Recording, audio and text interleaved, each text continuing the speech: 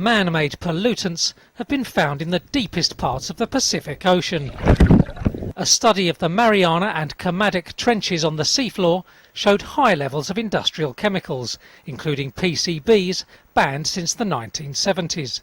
They don't exist in nature, which makes them an ideal tracer to look for in more and more remote environments, because if you're looking for a kind of legacy story or a footprint of human activity, things like PCBs are an ideal thing to look for because they have to have come from industrial activity.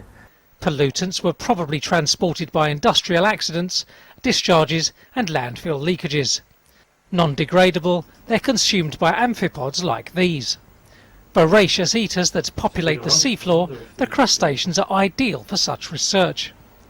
Eaten by larger fauna, the polluted contents of their stomachs make their way up the food chain. The biggest surprise was that the Mariana Trench samples were so high. They were huge. They're just unbelievable. You know, the levels were at face value 50 times higher than what's considered to be one of the most polluted rivers in China. This self-made deep-sea lander was used to plumb the trench's depths and bring amphipods to the surface.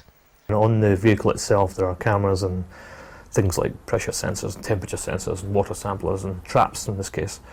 And it free falls. It just falls straight down to the sea floor. So at full ocean depths, 11 kilometres, it will take about 4 hours in free fall to reach the bottom, and it crash lands.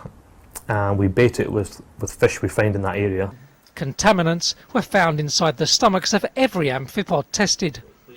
Researchers plan further studies to find how such pollution affects the wider ecosystem.